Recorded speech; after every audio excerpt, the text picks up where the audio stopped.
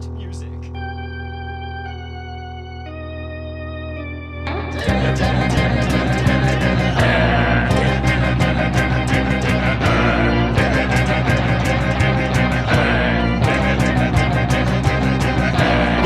He's not a bat, he's a man who fights crime. And we're gonna watch him fight for a minute at a time. With John and Niall and a guest who just rhyme. It's Bat Minute!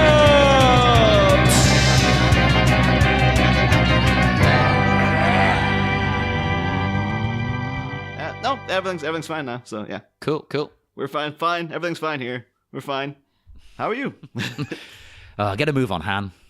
Hello, and welcome once again to Bat Minute Returns, the podcast where we nibble at the fingers of Tim Burton's 1992 Batman Returns, 1 minute at a time. I'm one of the hosts, Niall McGowan. And rising from my icy grave, it is I, John Parker. And for the final time this week, we're once again joined by director Natasha Kermani. Hello, thanks for having me. Yeah, so that's the thing. We're friggin' minute 30. Minute 30 already? It seems like in the first movie, it took a lot longer to get to minute 30. It did, didn't it? It felt like years. Yeah, I can't even remember. I don't know what even happened in minute 30 of the first movie.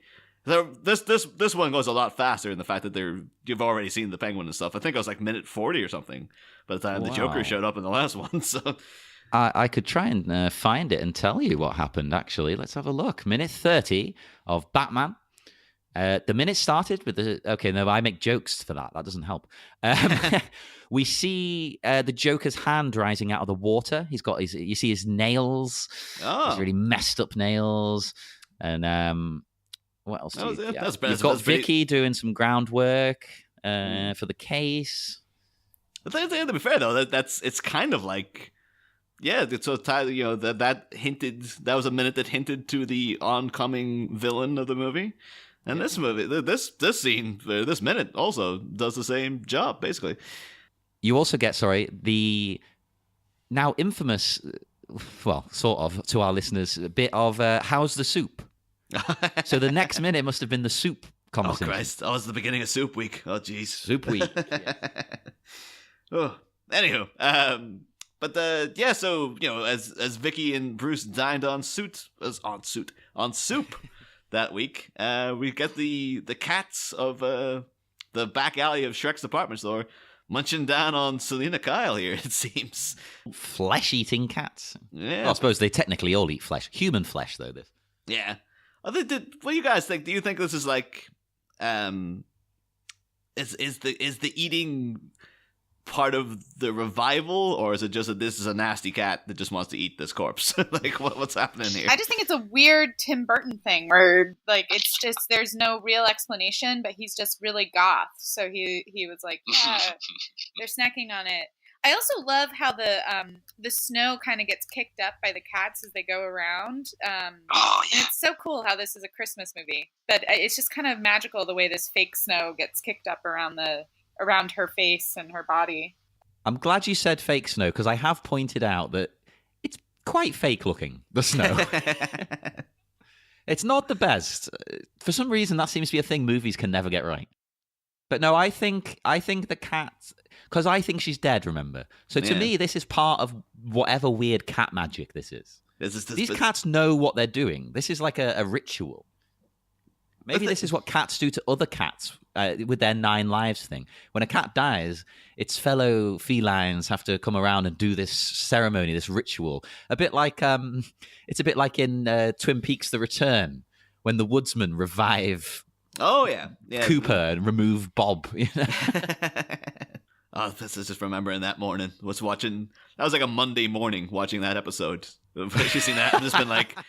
But it was a real whole thing. It was like, I've been watching David Lynch movies my whole life. I was like, I thought I knew where this guy was going.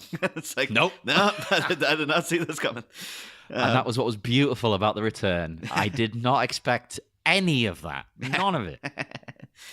But yeah, that's the one interesting thing is that these shots of Selina lying in the snowy alley and whatnot with all the cats around there, it does seem to be a direct reference to something that occurs in the comic. They had the sort of limited edition series called Catwoman, Her Sister's Keeper. It begins with Selina gets raped and beaten, left for dead in an alleyway by her pimp, Stan. As she's lying there, there is a shot of her, sort of her body lying, and a load of cats coming around, and it does look very, very similar. So, and it was, I think it was like 87 or 80, maybe even slightly later. So, it could have been, well, like when Tim Burton was doing, or even Daniel Waters when they're doing research on Catwoman, they're like, oh, well, this thing just came out, so what's happening here? Yeah, it was one of the like really intense first, really very, very intense takes on her. And then obviously like the Frank Miller Catwoman also, but that's a very different kind of Catwoman. But yeah, Sister's Keeper is was one of the first like I don't know, like really dark takes on it. And I think Tim Burton plays with it a little bit here. Obviously it's much goofier, but yeah. I think that's part of it.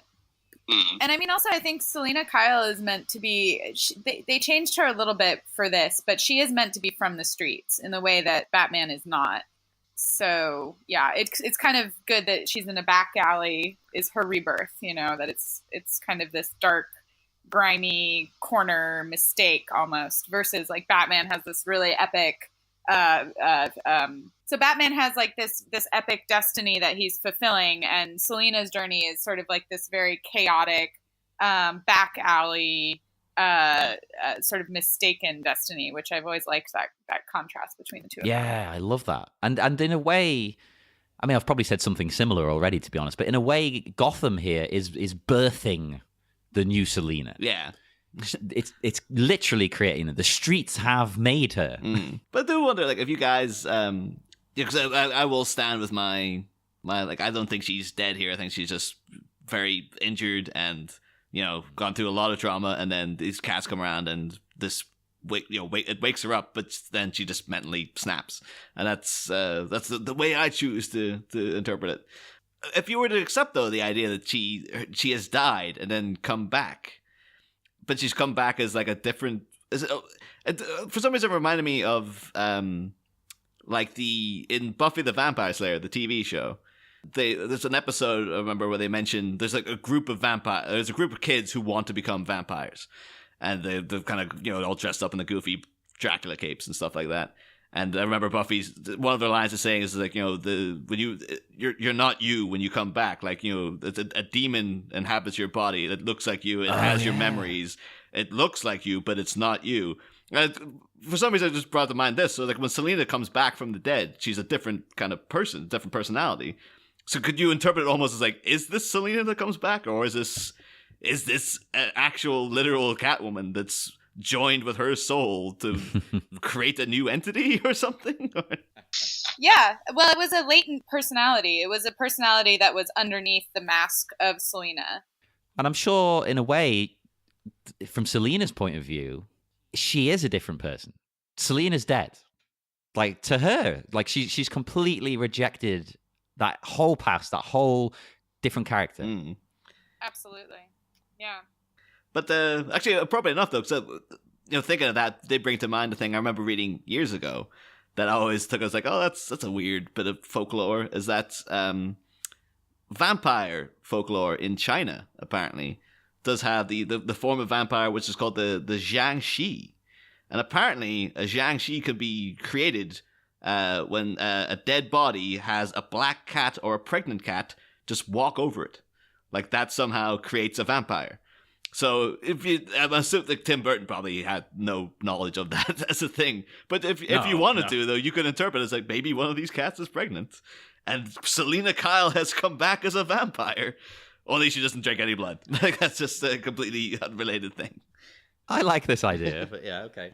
Well, I mean, there's so many mythologies that have cats as these sort of supernatural animals. So. I mean, there's a lot there for sure. I also just love this close-up of her where she finally opens her eyes, this sort of epic moment, and her eyes dilate in this really cool way. You can kind of see her like waking back up, which is very cool. And she's super, super pale, corpse-like, and you see the life coming back into her eyes. Very, very cool shot. She looks amazing. For some reason, I just love this pale look on her. It really suits her. And you don't see her doing that kind of thing much as an actress. That always really disturbs me, though, that shot of her eyes when they're turned up on her head and she's kind of twitching or what, because I just keep thinking of like how many takes did Michelle Pfeiffer had to do with that, and it's like, have like a really severe headache and stuff after, and it's like, oh, that wouldn't be pleasant at all. Like this could be like take 30. It's just like, oh. Yeah, with the cats probably. We should also mention the shot of the, how they actually achieved this, like particularly the shot of the cats chewing her fingers. Apparently that is a dummy, but they put tuna around the. See, I feel every time I try to say tuna, people always correct me because tuna or tuna. Why? I remember people always like... In English, it's tuna, but I know Americans pronounce it tuna. But in England, it's tuna, so you're right now. It's always connected now to me with Boardwalk Empire, the whole bone for tuna. Yes. Bone for tuna. It's like, oh yeah, Mr. Thompson says bone for tuna. Like, what that mean? Bone for tuna was my favorite phrase for about 3 years. Oh, the other thing, yeah, me and Jimmy at that episode kept like texting each other with bone for tuna and stuff. But as a cat owner, let me tell you, right, my cat, I'm going to mention her again, Drusilla, she is not a greedy cat by any means. I think it's because she was from the streets. Like she was used to not eating. She's from the streets. She's a tough little kitty, yeah, She's actually the softest, sweetest little adorable thing ever, but she thinks she's hard. But she got by on the streets. She didn't eat much, so she doesn't eat a lot. But if it's tuna, oh God. She will eat the whole bowl in one go and then just sit on me hiccuping for about an hour. It's like, she normally like picks at her food. Like she'll eat, if it's turkey or something, she'll eat it over a few hours. But tuna, it's like literally 1 minute, just gone. Well, that's the thing, though. Talking about like, they put tuna on the fingers of the dummy, but then apparently also just to get the cats to do this, had to put it all around Michelle Pfeiffer as well as she's laying there. So not only would she have to do that unpleasant, like the eye twitching and the head thing, which I can't imagine is nice to have to do over and over and over again, but obviously going to potentially smell like tuna for the rest of the day as well. Yeah, it really sticks to you because when I'm feeding Drew tuna, it like you get it on your hands when you open the little pouch. It's one of the pouches, and you wash your hands and it doesn't come off. You have to wash it like 3 times. It's making me sad because I've developed an allergy to tuna because I used to really, really love it, and it used to be the local sandwich shop down the road from us, like the Onion. Not to be a shout out to the Onion. Yeah, not to be associated with the hit satirical website, the Onion. They do a fantastic. It's like tuna, cheddar, and jalapeno wrap, and it's absolutely gorgeous. But I that used to be my go-to order, and I started noticing when I eat it, my lips would puff up, and it would be hard to swallow. And then I've tuna sandwiches since, where it's been like, nah, you can't have this anymore. You've developed an allergy to it. So it happened quite around the same time. I developed an allergy to avocados as well. I can't have guacamole anymore because it's the same. No. And that used to be my breakfast. I used to do the avocado toast like a big goofy hipster. Although to be fair, I did it before it was cool. But we were there at the beginning. Before avocado was trendy. Well, you definitely need to bring up tuna when Lauren is on the show because she has a lot of thoughts on the subject, and you can tell her that I said that and that I don't approve. You can tell her I do not approve of her tuna habits. So, well, I'm a vegetarian, so I definitely don't approve. So I was going to try to move her up in the schedule. I got to find out what the hell this is about. Get her on the next episode. Screw whoever's coming up. Is it Stephanie? Screw Stephanie. She's not coming on anymore. Actually, I shouldn't tell the listeners who's coming up. I mean, it's a mystery guest. I'm not too sure if we're supposed to let people know who's coming up next. Because what do they care? Like, if they think, the Stephanie Palladino's next week, are they going to be like... Because it's a fun surprise. Well, I'll edit that out then. So people... No, leave it in for a laugh. You just don't ever reveal it again. It's a mystery. Even though it was me who revealed it, I'm going to shout at you. Where were we? They were chewing her. They were nipping her. It looks quite painful. Like if it was a person, let me say. I know it's a dummy. If it was a person, that would hurt. Because Drew doesn't really get that vicious. But sometimes we'll have a play fight. Like, because she likes, again, she's a street cat. She doesn't get it.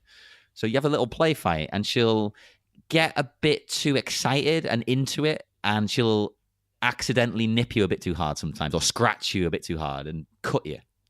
Like... And she knows she's done wrong. She feels bad and starts licking you instead. Like, oh, sorry, don't get angry. Like, She just gets so carried away. Well, cats seek violence. They love it. They're all like little demon murderers. They are. They're killing machines. They're Terminators. They are. So I under she's fighting against her instincts, you know. Yeah.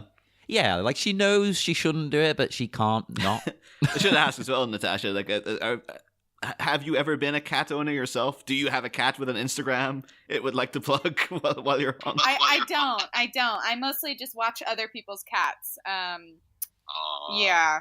Sadly, I don't have a feline companion of my own. Oh no, you need one. Everyone needs one. And I know. If I did, she would have a really epic Instagram. So. But yeah, so back in the minute though, we do get that fantastic shot of Selina's eyes popping open. Yeah, cuts back here to, and this has to be deliberate. Again, as we alluded to earlier, saying like, oh, minute 30, you got that shot of the Joker's hand coming up, indicating what was to come. And so we get Selina at Cal's apartment again, her opening the door, and we see her standing in a doorway in silhouette. My favorite line. Yeah. Oh, the honey, I'm home. Oh, I forgot, I'm not married. I say that all the time. I love it. That's like one of my most favorite lines of any movie, really. I like the way it's calling back to when she did it previously, but now she's doing it. There's no pep. There's no energy. There's nothing going on. She's kind of doing it on autopilot now. Like it reminded me of like zombie movies where it implies that the dead retain knowledge of repetitive tasks they would do in life. You know. That's also the housewife thing. She's shedding all of these former things that she was supposed to want or supposed to care about. So she's going through this routine, and as she goes through, she's exercising herself of all that stuff that she doesn't care about anymore because now she's an agent of chaos. And I just love that. I love that callback. I think it's also so funny the way she delivers it. She is a great actress. I feel she doesn't get she doesn't get mentioned much anymore when people bring up good actresses. Because she kind of took a very deliberate break for a while. So she removed herself from, I think it was like 5 years or something. She didn't do a movie just by choice. And then, she came back. But every time she does come back, it's just like, hey, it's Michelle Pfeiffer here. She's great. Like, look what's happening here. Yeah. It's like, I probably should have mentioned it last minute, but cut this out, leave it for future minutes. But I recently rewatched Hairspray, which has of course got the grand reunion of friggin' Michelle Pfeiffer and Chris Walken in a scene together, and it's so bizarre because she is bringing it. Like she is really absolutely owning that role in the movie, and you think back like how great the two of them were in a scene together in this movie, but in Hairspray, like Walken's great, but he is just like, hey, I'm here. It's me. It's Chris. We're making a movie. And I'm doing the Chris Walken thing. Yeah, he's just going to hang about. It's like, I'll say whatever kooky line you give me, and I'll do a dance, because I'm a song and dance, man. It's like, you never get the vibe that he's playing the character. He's just being Chris Walken. Whereas Michelle Pfeiffer, in comparison, is like, oh, she is 100% the role that she's playing and stuff. But well, she did Mother last year. That was kind of big for her. Oh, yeah, that's right. I loved Mother. I thought it was great. Loads of people hated it. As I was saying, though, the fact that we get Selina standing in silhouette in a doorway there very quickly. Now, but you might recall when we were introduced in the last movie to the Joker, before we got his reveal, he came in through a doorway and was standing in silhouette. And if you go back even further than that, I think the second time we got an allusion to Batman in that first movie was in the background as Nick and Eddie were like divvying up the dough after their mugging. And we saw him coming into a doorway in silhouette. And then even in this movie, we had a lot of, before we met the Penguin, we saw his shadow, we saw his silhouette. It's a technique. Yeah, he likes to do that. That's cool. Yeah, it works really, really well. But I can imagine, though, at least with this scene, this is supposed to be a direct, like, yep, before we met the main villain of the last movie, we had him come in a doorway, and then he was revealed. And in this movie, it's like, oh, she's like, well, the thing is, can you call Catwoman a full-fledged villain in this? Because she's more like an anti-hero. No. Yeah, she's not a real villain. I think she's an anti-hero. Yeah, she's a much more nuanced character. Like you kind of support her, really. Like you can't really fault her for being pushed this way. Here's a question, though. Like, something we could almost leave, we'll probably get into this much more later on, but if Selina successfully killed Max Schreck and, everything, Bruce Wayne never found out that she was Catwoman, and they never had the big final confrontation that they do, would she have just been like, yep, that's fine then? Or would she have gone on to do other things? Because she does, when she takes out that one potential rapist guy in the alleyway, and then all her other actions are very centralized around taking out Max Schreck, taking down Batman. So it's like, No. would she have just given up? I think we kind of had that with the Joker last season as well. Yeah, she wouldn't have given up. I don't think. There's no going back now. It's like the strings snapped. Yeah. This is her now. Yeah, she would keep going until someone takes her down, or she would just keep going and going and going. Or apparently, as some fans think, she eventually becomes Frances Conroy and ends up appearing in a terrible, terrible Catwoman movie. Oh no. Yeah. Well, say though, a very nice bit of mise en scène here as well, as Selina comes into the apartment, and that we see everything in the apartment is bright pink and very bright colors, except the dark black Shrek's department store bag that is down by the table, and also quite notably the black frames that surround the pictures of her family, which would indicate these are negative forces on her life. And as she turns on the lamp falls past the Shrek's bag, which is almost just echoing kind of what happened there before. Selina is the lamp, basically. And then the fact that within this pristine little pink picture of her life that you got, we saw this shot previously in previous minutes, the very predominantly dark entity that drew your eye to it was a Shrek's department store bag, which is, thought it was a terrific bit of set design there. So, well, and it goes so much further that if the house sort of represents this other half of herself that needs to be destroyed, then this is sort of teasing where she's going to go, where she has to destroy this other version of herself in order to unleash her truer self. Well, I'm glad you used the word self there, actually, because I have a note here from the Dan Waters draft. Oh.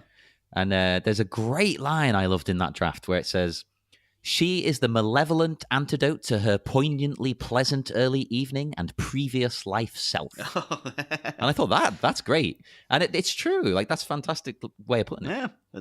I can only admire that with another Daniel Waters line, "F me gently with a chainsaw." That's a good line. My favorite part of that is we're going to have to beep that out when this goes on air. Yeah, I mean, I think there's a lot about destroying the illusion of like this perfect woman. So I think that's obviously a theme throughout a lot of his work, but especially with Catwoman. In order to unleash her true power and her superpower self, she has to first destroy the sort of submissive, weaker version of her identity. We'll also actually note, because I believe we teased it last minute. Now you brought up the original Waters draft there, John. There was actually, you talked about like, oh, Batman could have, if he had swooped in to save her as she fell out the window. There is a thing in that draft of when Selina's lying crumpled on the alley floor. It keeps cutting Batman's cruising around in the Batmobile, chit-chatting with Alfred. And he actually drives past. Like, he doesn't see her. It's not like he's just callously like, woo. And she actually does call out. She sees him and tries to call out like, "Batman, to come help." Oh, I like that. I wish that they had kept that in, actually. That's kind of cool. Well, I like that because it would also explain why she kind of doesn't like Batman. Like, maybe she feels let down by him. Yeah. Her motivations for not liking him in the movie just seem to be he might just get in the way of her good time, pretty much. So he could potentially stop what she's going to do with the Max Schreck. So she must. They do have that brief meeting, and then he knocks her off a building. I think because of that, was she just like, oh, I can't remember. We'll get to it, but she has a line like, "Push me off a building just when I was starting to feel good about myself." So I think it's just the fact that he annoyed her. That was it. That was her whole basically. Yeah. I also like in the Wesley Strick revision. There's a very odd description of Selina's events at the start of this minute, which I loved this description. It says, "Selina's cat crawls up onto Selina's blouse and begins to breathe into her mouth in an eerie feline CPR ballet." That's a very peculiar way of putting it. So these screenwriters in the language that the audience won't see because it's just describing what's happening in the scene. They're really letting the poet out here. Well, ballet. I know. It doesn't make sense. I love it though. Yeah, I mean, I wish they had kept in the bit with Batman flying by because I think that really Batman has not done anything that concrete for Selina Kyle and there's this whole portion of Gotham that is just struggling to get by, and Batman with his privilege and his noble pursuits is living in another world, and that's the whole conversation between the two of them. Is she's saying you live in a different world. The rest of us are just trying to get by, and when she lets go of everything that was keeping her down, she becomes this thief, the cat thief.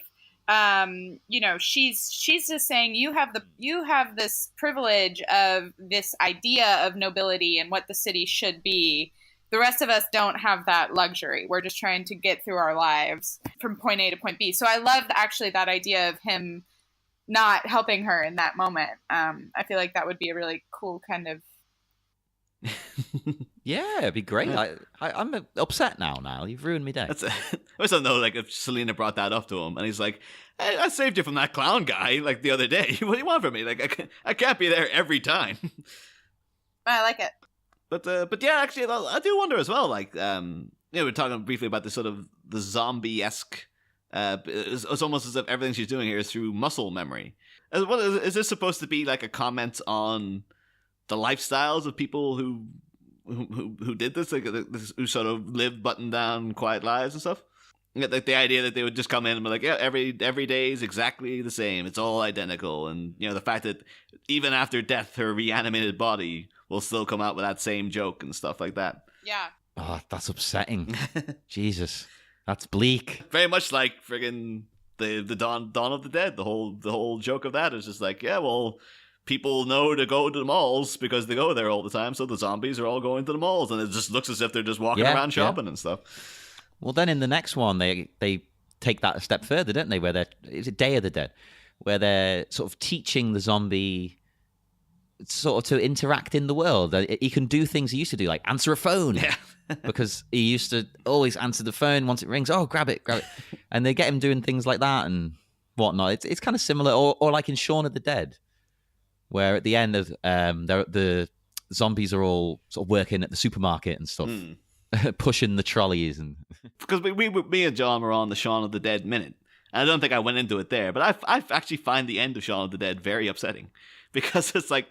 Yeah, the idea that you've got the corpse of your best friend is still sitting there as a zombie, and you've actually not really progressed in any way, shape, and form. Like, it's still like Sean. He's supposed to have matured, but then, like, if I found out my reanimated corpse was still playing video games and was chained up in my basement, I'd be upset. I think that's a weird. Yeah, but I think you have to see it. You have to see it like a metaphor. I think, like. Because the story is about him growing up, shall we say, isn't it? It's about him maturing. But I think that's trying to say, well, you can mature and grow up and change, but you don't have to completely sacrifice your previous self. Yeah. You can still have one foot in that. You can still enjoy the things you used to enjoy. You don't have to be Mr. Boring now. Like, it was another movie I'm not particularly liking the end of the 40-Year-Old Virgin, where it's just like. I didn't like any of that. It's just the vibe at the end of it is just like, in order for Steve Carell to have a successful life, he has to get rid of all his knickknacks and all his hobbies and stuff. It's like, can he just? That was an awful message. Can he just have both? Like, what's wrong with, like? He's a nice guy as well. It's like, I've never seen that movie. So does he completely get rid of his old life? Yeah, she basically comes in because he's got all the his nerdy action figures and stuff laid out in this big room. I think at one point she does come in. It's just like, you have to completely clean out this whole room and get rid of all this stuff and. Man, women are the worst, huh? What a drag. I guess because that's coming from wave of comedy where it was all the bromance comedies and whatnot. So maybe that is an underlying thing in Judd Apatow movies. It's just like, yep, it's just the end of the message of the movie is supposed to be that this is a good thing, that he should be doing this. So I was like, I don't know if he necessarily. Why can't he just have both? Like, why is he making the compromise? And then it's both of them just go like, well, I can keep a few things, or I can just keep this a little cove to myself or whatever. It's like, if you're making big compromises like that, That's gone beyond compromise. That's not a healthy relationship. You get it as well in Juno, wasn't it? When Jason Bateman is sort of giving out about the fact that like Jennifer Garner's made him put away all his stuff. And he's just like, Yeah. I'm living underground here. Like, I'm not able to do anything I want anymore and stuff. And it's like, oh, maybe you people should communicate more. Maybe what you're... Welcome to our relationship podcast. I know. Wow, you guys are getting really deep here. I actually haven't seen either of those movies because I'm terrible. But I mean, 40-year versions is not that great. Juno is pretty good. Although I haven't seen Juno's it. good. I'd recommend I that. haven't seen it in a while, though. I don't know how much stands up all these years later. Oh, I think it holds up pretty well. I really like it. People went a bit overboard with the obsession with it, but I thought it was a good movie. I'd recommend people watch it. It's one I would like to see done minute-by-minute treatment, because I want to understand whether they've deliberately... Ellen Page's character makes loads of references in the movie, and I can't tell if they're deliberately wrong or that Diablo Cody just didn't check. Because there's a line of like, someone rings her up and she's like, oh, it's Morgan Freeman. You need any bones collecting? Which is supposed to be, the bone collector, which is Denzel Washington. And it's like... I think that's intentional. That sounds like it's intentional. Yeah, because her character's kind of like, you like her, but she is like essentially like a hipster. It could also be as well that she the whole thing is like she thinks she has this situation in hand, and at the end it's like she's not actually emotionally prepared for the whole process of getting pregnant and having a baby and stuff. It could be that she thinks this is an illusion, like she thinks she has this reference down, but she actually got it totally wrong and stuff. And there's one at the end as well where she says Thundercats are go, and it's like, that's Thunderbirds are go, Thundercats ho. And it's like, again, I don't know, is it supposed to be a deliberately, because Diablo Cody's a very clever woman, so it's like I can't imagine she would have not checked or would have done, just not have gotten it right. So I think it's a nod to the nerds who are watching. Like, hey, I see you. They just knew there's multiple people sitting in the cinema in 2008 going, Yeah, exactly. But anyway, we've got sidetracked here quite drastically. So We always do, and it's a Friday episode. Who cares? Woo. But yeah, so this is Selina comes in, the lamp falls over, and she starts her walk towards the fridge. So I guess it's the action for the movies, or not for the movie, for the minute is pretty much The action for the movie. Well, there's a long way to go with no bloody action. Jeez. the next 90 minutes of Batman Returns are Selina Kyle sitting on a sofa, nothing. Drinking milk. Yeah, it's like as Andy Warhol's Batman Returns. But this time, unless you have anything about this particular minutes you want to bring up, Natasha, or No, just that it's leading up to one of my favorite sequences in anything Batman related. So Oh no, we're sorry. no, it's great. I'm just excited to listen to the next minute. But at this time of the week, we usually do have we open up the floor to the guests, so you can talk about like your history with this movie, your history with Batman in general, and Catwoman, and the rest of the characters. If they mean anything in particular to you, or you've had any fond memories of watching this when you were growing up, or anything. Me? Yeah. Oh yeah, Batman is huge. I mean, Batman is the best of all of them for sure. And Yes. Catwoman is the best of the Gotham. I mean, look, Batman has the best villains because Gotham has the best villains, and Catwoman is for sure my favorite of all of them. Yeah, I think this movie made a really lasting impression. I think a lot of people agree that Michael Keaton is like one of the best Batmans for sure. I think Michelle Pfeiffer as Catwoman, it was a really important moment to a lot of young guys. Yes, I will confirm. Yes. So I think that was pivotal. But for me, it was the freedom that she brought to the character, and that she's just completely let go of any sort of doing what anyone else wants her to do, and just like this idea of a completely free superhero was very, very fun. Yeah, I mean, I think for me, like I've read a lot of the comics and stuff. I wasn't really into like the original show. I think it was before my time. So for me, this was really more the intro to Batman universe. And then from there, reading the comics, and then getting into the Catwoman comics, and then of course Christopher Nolan's Dark Knight comes, and that's a big deal. But yeah, I mean, I have a lot of thoughts about Batman. Yes, no, that was all great. If you were to rank the movies though? Like which could you conceivably do it, or is it just like, no, it's an ever shifting? Some days it's Batman Begins is the best one, and other days it's this movie or something, or do you have a concise like, nope, this is? I actually just saw Dark Knight, the IMAX, the 70mm re-release that they did last week. That movie is phenomenal. It's phenomenal. Like it's an incredible feat. It's an incredible technical feat. So that's very fun. And I like Chicago as Gotham. And then I would say this one, honestly, Batman Returns is great. I think it captures the whimsy of the comics in a way that Nolan is so like completely hardcore that he doesn't let that much fun and whimsy into the series. And obviously Tim Burton is almost too whimsical. I've always been interested to see a Gotham Sirens where Batman's not really in it. So you see the three villainous, whatever, female characters kind of going through their own adventure. And we actually see Batman as more of a backdrop, which is more interesting to me. And my boyfriend and I have this conversation all the time. But I think Batman is more interesting as a backdrop of Gotham and sort of this ideal of what the idea of a city, of a noble city. So the city, a shining city on the hill.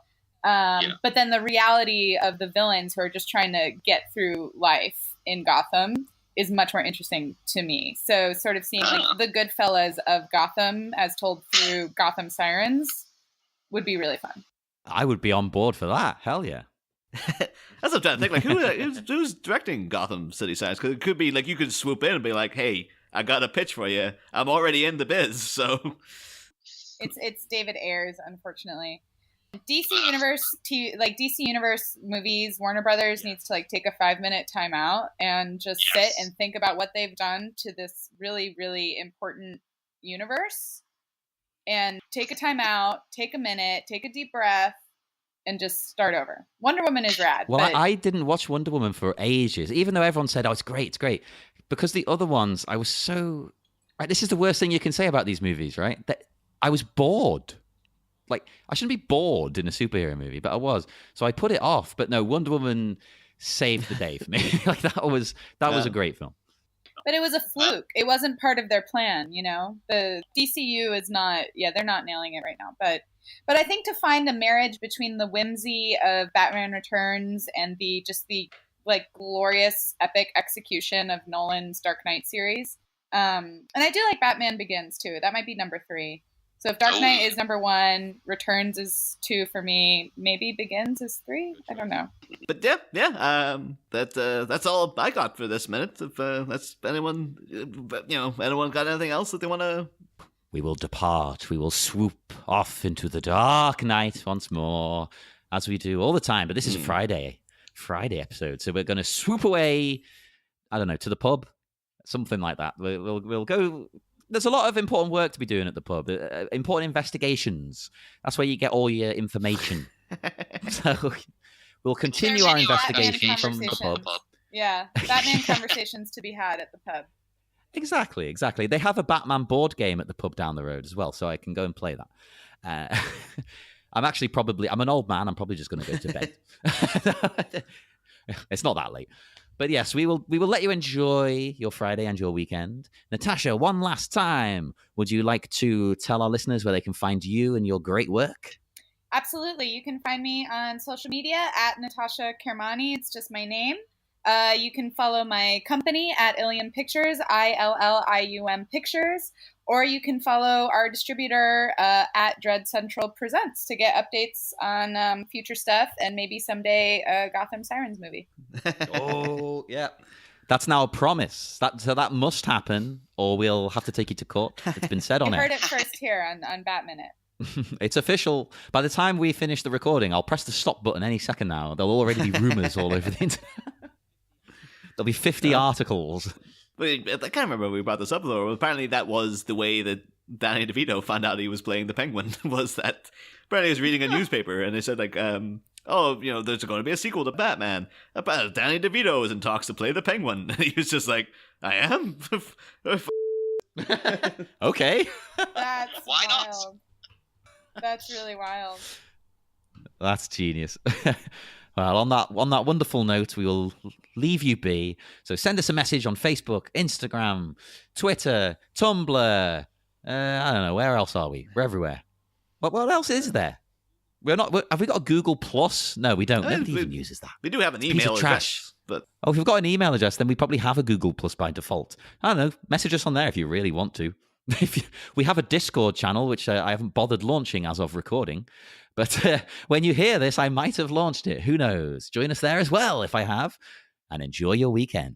Next time, lactose intolerance. Half and half dead. Having just skimmed past the Grim Reaper, a calcium-chugging coadjutant comes home. But will some hurdled moo juice signal that the cat has finally come loose? Find out Monday. Same Bat Pod, different Bat Minute. Different Bat Minute.